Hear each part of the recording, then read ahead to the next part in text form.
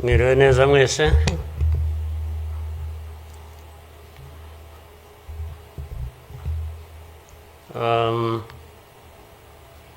Ngira ngo biroroshye wenda kugira aho mpera.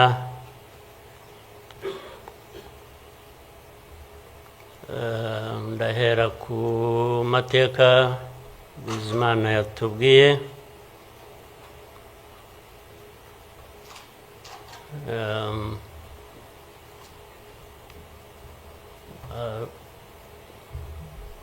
Arambuye afite ibimenyetso ashingiyeho,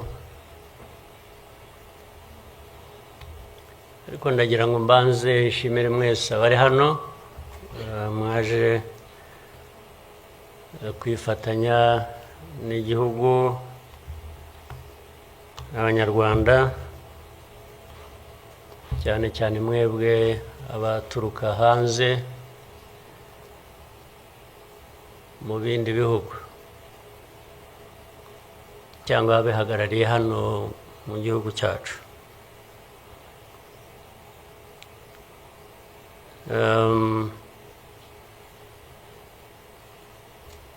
Ndabashimira kuko kenshi ko dusigaye tubibona ko bisigaye biri.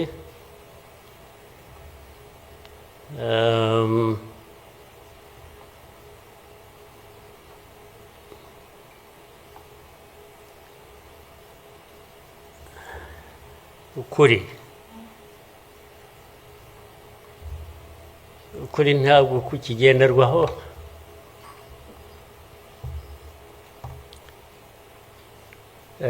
ni nacyo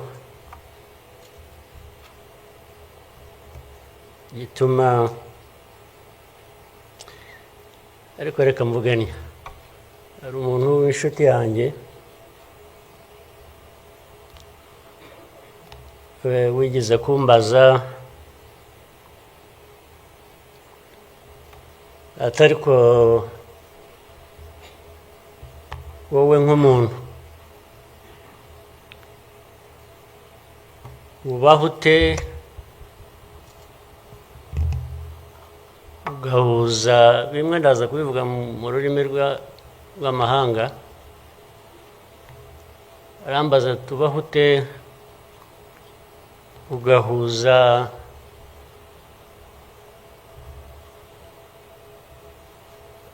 the dark past and the cruel present.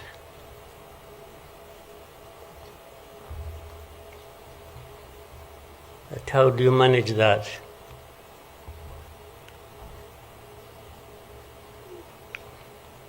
Ariko uko nabyumvaga ntabwo ari igihe yabazaga gusa, yabazaga u Rwanda. Bavuga ngo u Rwanda mubaho muti, with a very dark past and a very cruel present.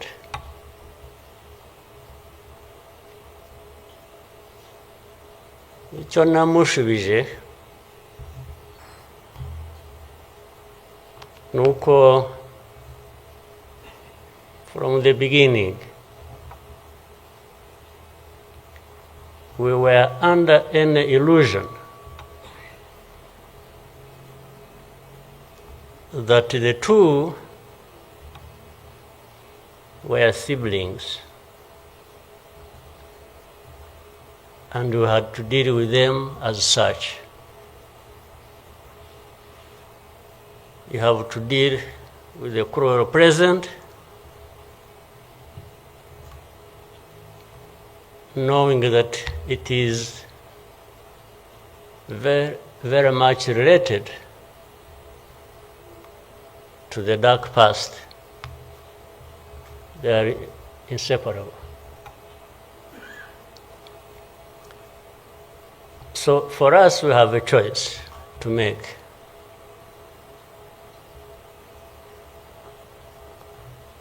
You are either crushed in between and you stop existing, or you stand up and fight.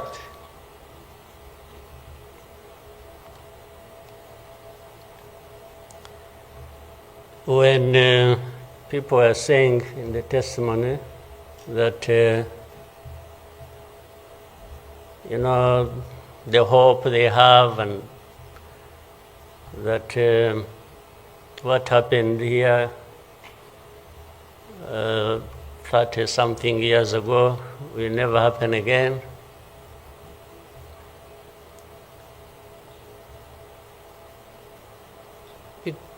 It won't be because of those who were responsible for that dark past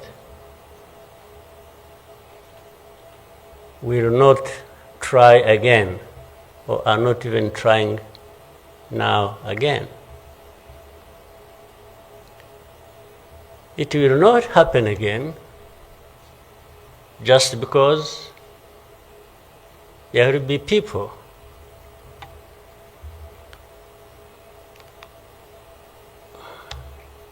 who will stand up and fight.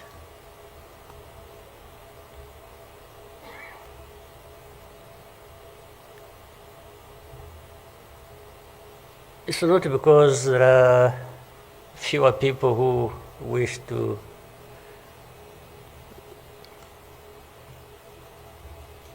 perish or who would have wished us all to disappear, this country to disappear.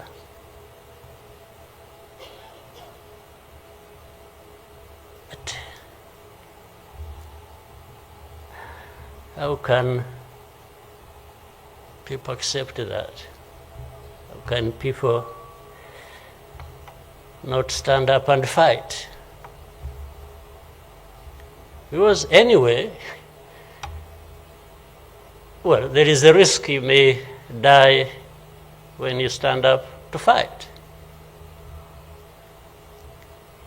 But if you don't, it's a sure thing you're going to die.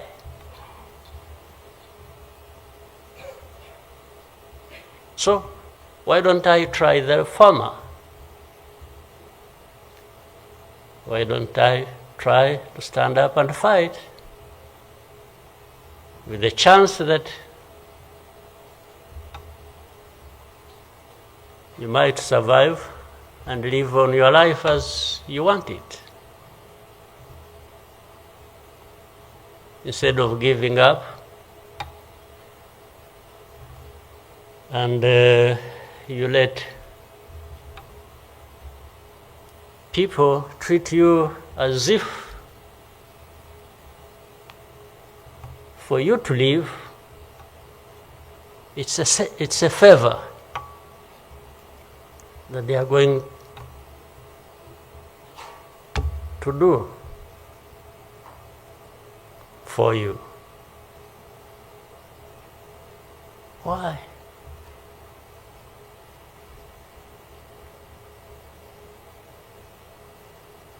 I've also had people come to me and warn me and say, President,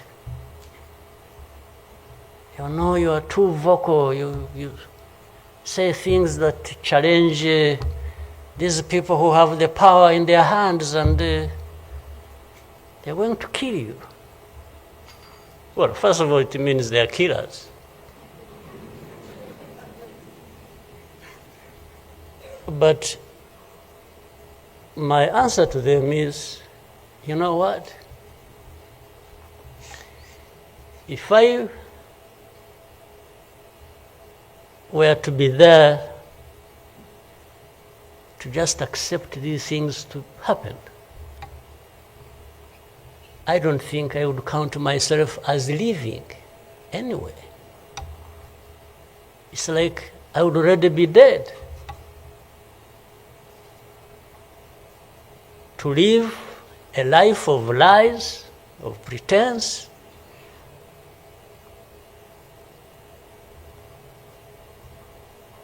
and all my life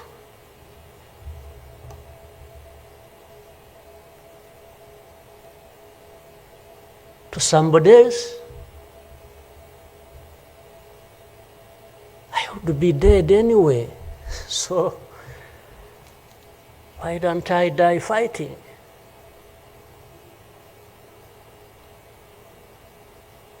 So you Rwandans, why don't you die fighting? Instead of dying anyway, just dying like flies. Why? But my message goes to other Africans who live like this on a daily basis, who are dehumanized. And they accept it and they beg. I can't beg to live. I can't beg anybody.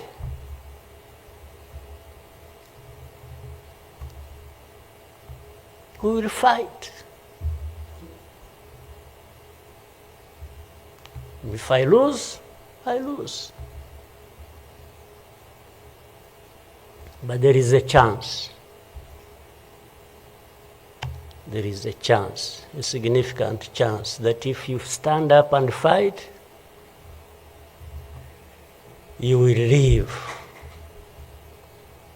And you will have lived a dignified life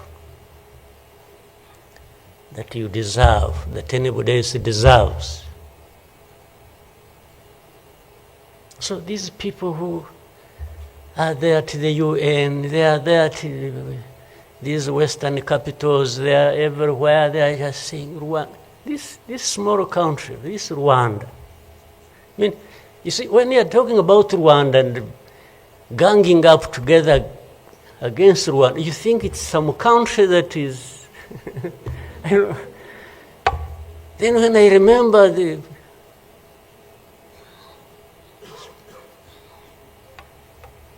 facts about it, I just imagine the world has gone amok.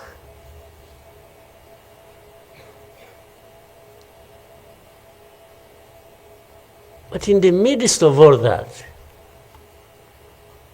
we have to live. We have to live our lives, we have to fight for that, we have to live the way we want. And I tell anybody to his face to go to hell.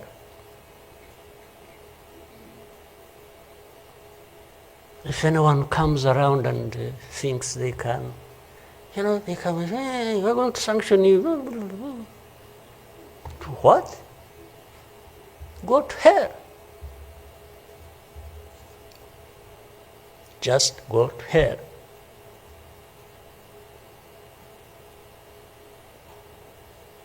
You have your own issues to deal with. Go and deal with your own issues. Leave me to mine.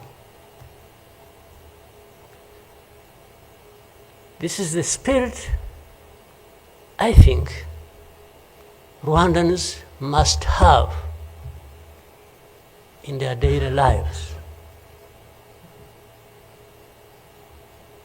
So my worry is not about how powerful these people are that come down upon us and throw anything at us. I'm never worried about that. I worry about one thing, which has lived on for centuries. It's for Rwandans. It's for Africans who sit back and find nothing wrong with accepting to be treated like that. That's my only worry. When can Rwandans, when can Africans refuse to be mistreated like this? To be told they have no value,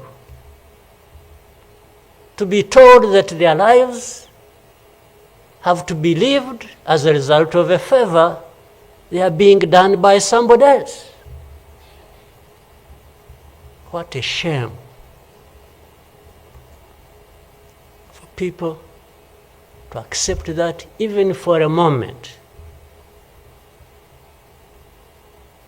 You must not accept it. You must get up and fight for yourself.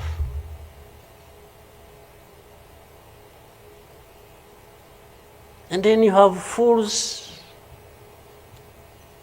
leading countries and being used as puppets.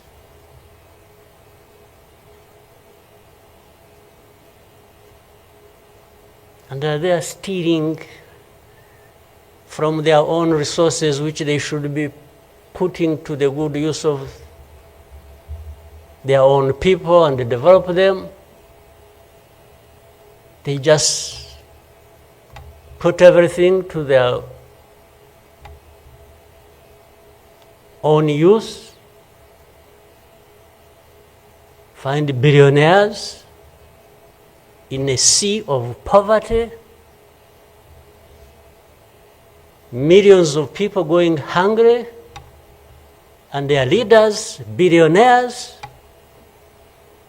money that has been stolen from the resources of these people, and these are the ones received in Western capitals and praised, and when, Rwanda is being crucified literally at the UN, everywhere, these are the ones who show up and everybody is doing their bidding.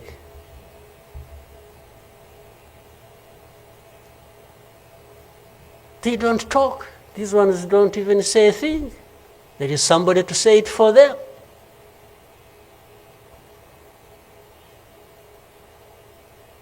They don't say a thing.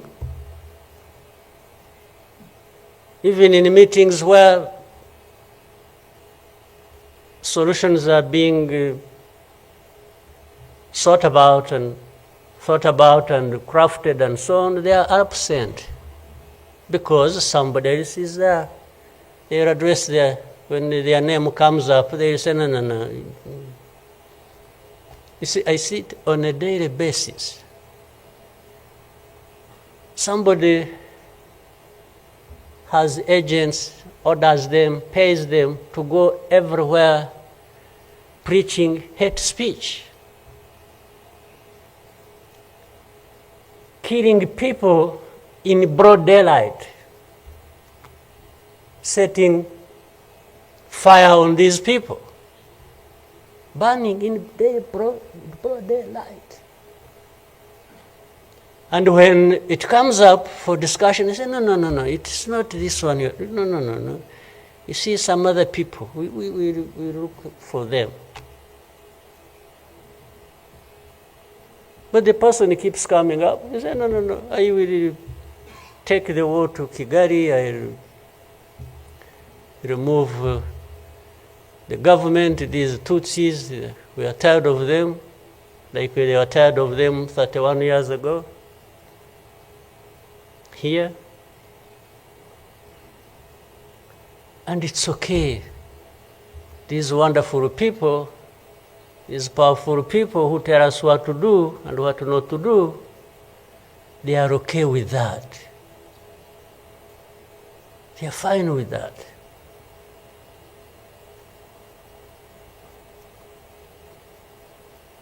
And they expect us to accept it also ourselves.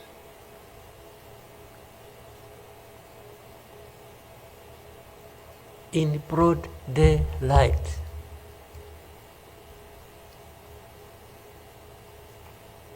Hate speech, killings of people for their identity, uprooting them from their homes, and most of them are refugees here in this country. We have 125,000 people as refugees who have been living in camps, uprooted from their homes in Eastern Congo. And then these powerful, good people come here and pick 1, 2, 3, another day 5, if there are many, to go and settle them in those beautiful countries of theirs. And they leave the majority here. And they expect us to be thankful that that's a huge gesture of generosity. First of all, they take them knowing that these are actually refugees from the neighboring country. They don't take them as Rwandans. They take them as refugees from Congo. Only that they are taking very few. They are not, I wish they could take all of them. Those who wish to go and resettle them. So the rest becomes my problem. So what they have to do is cleanse Eastern Congo of all these people, bring them to Rwanda, take to your countries those you want, few, very few, not even 0.1%, and the rest should remain Rwanda's problem. Because after all, these ones are Tutsis like Kagame. That's a simple conclusion. But ask yourselves, how did these people end up being across the border of Rwanda? Was it really done by Kagame? Was it done by Rwanda? No, for us, we are here lucky that we are alive, that we survived.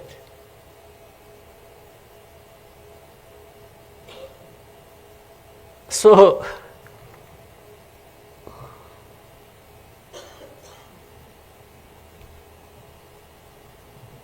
but as I say this,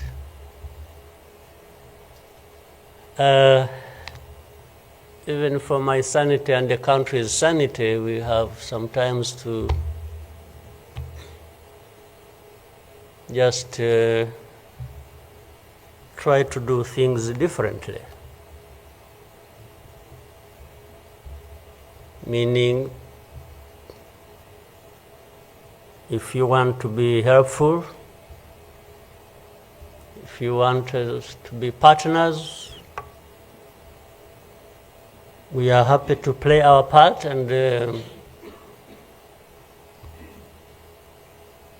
you can be sure you will find a reliable partner in us. Irrespective of what we think about you.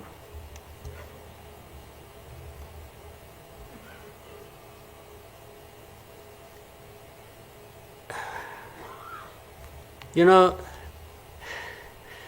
this whole thing you see every day, you know, you have heard of groups, what is it? Group of experts. You have heard of that thing? These are people who go around, experts who are supposed to know better our situation than ourselves. Can you imagine? And the ones who lead those groups are the very people connected